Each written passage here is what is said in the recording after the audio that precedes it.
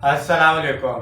उम्मीद है आप सब कह रहे हो आफियत से होंगे। तो आइए आज की आयतें शुरू करते हैं। बिस्मिल्लाहिर्रहमानिर्रहीम।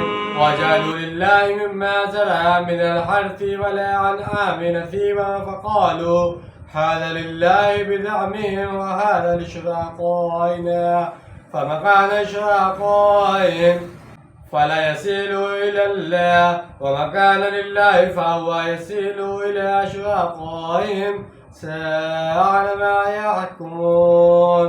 शुरू अल्लाह के नाम से जो बड़ा मेहरबान निहायत रहम करने वाला है। और इन्होंने अल्लाह के लिए रखा है खुद इसी की पैदा की हुई खेती और मवेशियों में से एक हिस्सा, फिर कहते हैं अपने ख्याल से कि ये तो है अल्लाह के लिए और ये है हमारे शरीकों के लिए। तो जो हिस्सा इनके शरीकों का होता है वो तो अल्लाह को नहीं पहुंच सकता, और जो हिस्सा अल्लाह का होता है वो इनके शरीकों तक पहुंच जाता है। क्या ही बड़ा फैसला है जो ये करते हैं। एक बड़े खुदा को मानकर छोटे खुदाओं को इसकी अलवियत में शरीक कर देना ही दरअसल शिर्क है। इसमें बड़े खुदा का इनकार नहीं होता।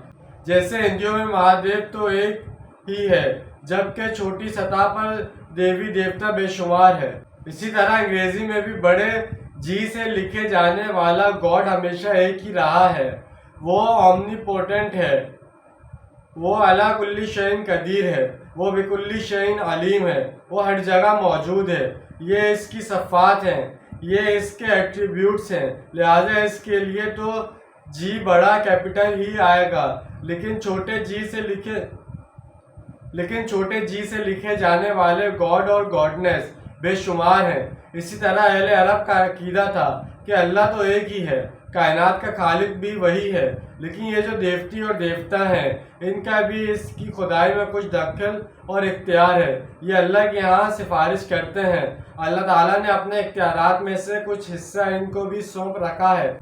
लिहाजा अगर इनकी कोई ढोंट की जाए, नजराने दिए जाए, इन्हें खुश किया जाए तो इससे दुनिया का काम चलते रहते हैं। अहले अरब के मारूफ ज़राए मुआश दो ही थे, वो बकरियां पालते थे या खेती बाड़ी करते थे। अपने अकीदे के मुताबिक इनका तरीका ये था कि मवेशियों और फसल में से वो अल्लाह के नाम का एक हिस्सा निकाल कर सदका करते थे, जबकि एक हिस्सा अलग निकाल कर बुतों के नाम पर देते थे। यहाँ तक तो वो अपने इंसाफ से काम लेते थे कि खेतियों की पैदावार और माल मवेशियों में से अल्लाह के लिए भी हिस्सा निकाल लिया और अपने छोटे खुदाओं के लिए भी। अब इसके बाद क्या तमाशा होता था वो आगे देखिए। अब अगर कहीं किसी वक्त कोई वक्त आ गई, कोई ज़रूरत पड़ी तो अल्लाह के हिस्से में से कुछ निकाल कर काम चला लेते थे, मगर अपने बुतों के हिस्से को हाथ नहीं लगाते थे। गोया बुत तो हर वक्त इनके सरों पर खड़े होते थे। वो समझते थे कि अगर ये बुत नाराज़ हो गए तो फौरन इनकी शामत आ जाएगी। लिहाजा अल्लाह तो माज़अल्लाह ज़रा दूर था, इसलिए इसके हिस्से को अपने इस्तेमाल में लाया जा सकता था। इनकी इस सोच को इस मिसाल से समझा जा सकता है कि हमारे यहाँ देहात में एक आम देहाती पटवारी को डीसी के मुकाबले में ज़्यादा अहम समझता है, इसलिए कि पटवारी से इसे बराह रास्त साबका पड़ता है, जबकि डीसी की हैसियत का इसे कुछ अंदाज़ा नहीं होता। बहरहाल ये थी वो सूरत हाल जिसमें इनके शरीकों के लिए मुख्तिस किया गया हिस्सा अल्लाह को नहीं पहुंच सकता था, जबकि अल्लाह का हिस्सा इनके शरीकों तक पहुंच जाता था। तो जैसे कि आज हमने एक आयत का तर्जुमा और तफसील बयान की है, उम्मीद है आपको समझ में आएगा, पसंद आएगा। मिलते हैं अगली वीडियो में। अपना ढेर सारा ख्याल रखिएगा, अपने ज़्यादा दूसरों का ख्याल रखिएगा।